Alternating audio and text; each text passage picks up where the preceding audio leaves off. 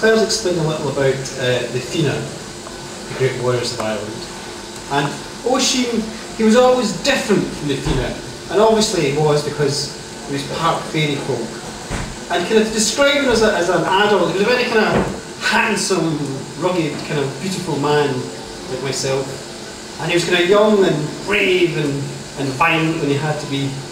And he was the kind of guy, if there was a battle on, and all the Fianna were called out, and they'd all take their swords and their war axes and they'd go out fighting.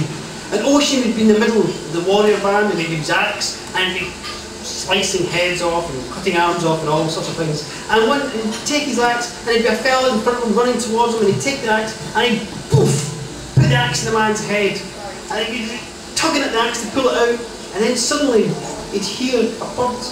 And he'd look up and he'd see a wee bird in a tree. And he'd actually stop and he'd say to the fella, "Excuse me for a moment," and he'd just leave the axe there. And he'd get out a quill and some ink, and he'd start writing a little bit of poetry. And then when he'd finish writing a little bit of poetry, he'd put the quill and the ink back, and then he'd go, and he'd take the axe out again, and he'd go back into fighting. And all the other Fianna would be sitting there going, "Oisín, Oisín, what are we going to do with Oisín?" So he was a great warrior, he was psychotically violent when needs be, but he was also just a little bit different. He had a little bit of the fairy in him, he liked writing poetry and stuff like that. Now one day, Oisín and his fellow warriors, they were out in the countryside, and for like 6 months of the year, the Fianna would have to live off the country by themselves. They'd have to go out hunting deer and fishing and living off the land. And he was out there with his own warrior band, and they were hunting deer. And he'd been hunting for days and days and days. He did a great pile of deer, and he took the slaughtered animals down to a lake to prepare the bodies, to cut the bodies up and get the meat ready. And as they were at the lakeside cutting up the meat, they could hear singing. It was the most beautiful singing they'd ever heard. And the men all looked down and they saw there was a lake near them. And at the end of the lake was a huge stone. And on the stone was sat a beautiful woman with her back turned to them. And they could hear her singing. And of course, being great warrior men, they immediately went all the way down to see the woman, and they called out to her, "Turn round, turn down, maiden, turn to us, let us see you." And the woman who was singing these beautiful, beautiful words and songs and melody, she turned round, and all the men went, "Oh!" Because the woman had the head of a pig. Well, all the Fianna warriors were absolutely disgusted and shocked at this, with the exception of Oisín. Because Oisín knew that the Fianna had to be gentlemen as well. So he made the point of going up to the woman and saying, "Thank you, maiden, thank you for your beautiful, beautiful song." And all the time his fellow men were going, "Oh, Oisín, Oisín." And he said to her, "Maiden, could you sing us another song?" And she did. She sang another beautiful melody. And Oisín lay down on the heather there, and he closed his eyes, and he listened to the song drifting around him. Well, some folks say he closed his eyes so he didn't have to look at the fact that he had the head of a pig. And the song went on for hours, and he just lay there filled with the beauty of it. And when it was finished, he opened his eyes and he looked around. And all the other warriors had left.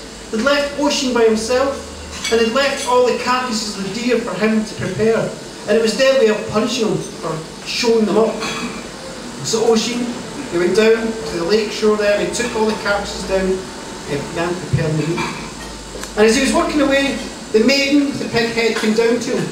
And she said, "That looks like hard work. Can I help you with it?" And Oisín said, "Yes, that would be lovely." And she joined him. She took a knife, and together they started preparing the meat. And it was a hard job, and it was an awful, smelly, disgusting job. And it was a hot day as well, and they were sweating. And after a few hours, they finally finished preparing all the meat. And Oisín, hot and sweaty as he was, took his tunic off to cool himself down. And as he took his tunic off, the air flowed round his beautiful body. And the pig maiden looked at him, and she saw his form and how svelte like he was. And he looked at the pig woman, and she opened her tunic the way women wants to do. And she flapped it a little bit to let the air go into her body. And Oisín looked, and he saw her breast, and he saw her hip, and he saw her belly. And he was amazed, because she had the body of a goddess. And he looked at the pig maiden and he said, "Maiden, how is this? Your body is so beautiful, yet your head is different." And the pig maiden looked at him, and she said, I have a curse on me. And the only way the curse can be cured is if I'm married to the son of Fianna, which is you, Oisín. Well, Oisín, being the kind of guy he was, he kind of ignored the pig head, focused on the body, and he leaned over and he kissed her. And at that moment, they married. And they took their clothes off and they married all day, and into the evening they carried on marrying. And in the ecstasy of their marriage, the pig woman cried out. And as she cried out, her face began to warp and change. And then all the bits fell back together. And Oisín looked, and she was the most beautiful woman ever lying beside him in the heather. And he was mesmerised by this. And he turned to her and he said, "Who are you? Tell me your story." And she said, "Oisín, my name is Niamh, and this is my tale.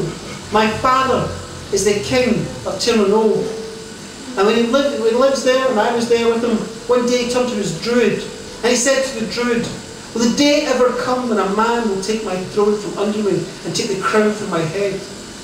And the druid said, 'You needn't worry.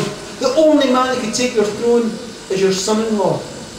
And at that, my father looked at me, his daughter, and he grabbed the wand from the druid, and he ran over to me, and he whacked me with the wand. And the next thing I could feel my face changing, and everybody in the chamber, the royal chamber, screamed, and they all stepped back. And I went round to my chamber, and I looked in the mirror, and I saw my face being turned into that of a pig. And the next thing the druid came in, the druid was so sorry that his wand had been used to change me. And I said to him, 'Well, change me back.' And the druid said, 'I can't.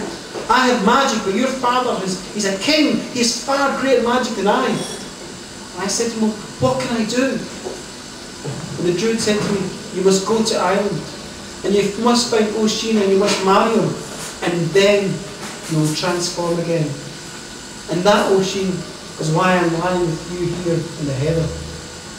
Well, Oisín looked at this beautiful woman, and he was absolutely stunned with the story. And she looked at him and she said, 'And now, by way of thanks, I will take you to Tirnanoe, and I will show you wonders and beauties that you have never ever seen.' And Oisín, he thought, 'Grand, I'll do that.'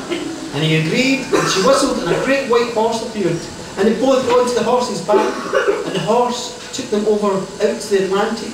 And it ran over the waves there and didn't sink once, and it ran and it ran. And it took them to that land beyond time and beyond geography, Tirnanoe. And Oisín had a wonderful life there. It was the most mesmerising and beautiful place I've ever seen. The sky, to describe it, it's like if you ever gone to Connemara and it's been raining for weeks and weeks, and one day the rain stops and the sky is that beautiful crystal blue, just looking clean and perfect. The sky of Tirnanoe was even more beautiful than that. And everywhere there was flowers, golden, yellow, red flowers, great blossoms. And the air was filled with pollen like a golden haze moving everywhere. And Oisín, every morning he would go out, he'd breathe in and touch and taste this wonderful world. And every night he'd go back to Niamh and he'd breathe and touch and taste his beautiful wife.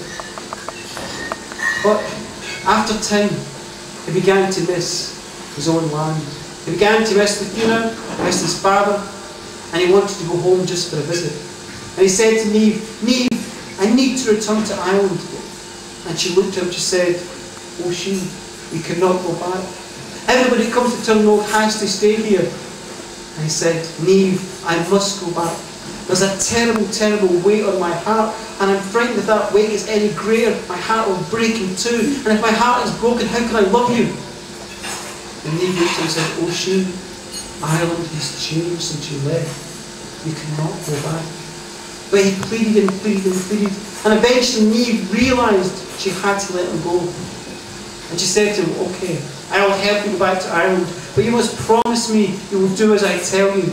And she called her great white horse over, and she said to him, "Sit on the horse, and it will take you to Ireland. But never come off the horse. Never step one foot on Ireland, for the minute you step a foot on Ireland, you will be exiled forever from Tirnanoe, and I will never see you again, and will never embrace or kiss again." And Oisín looked at her and said, "Niamh, I will stay on the horse. I promise you, I will come back." And so he got on the great white horse, and the horse raced across the Atlantic and over the waves and took him to Ireland.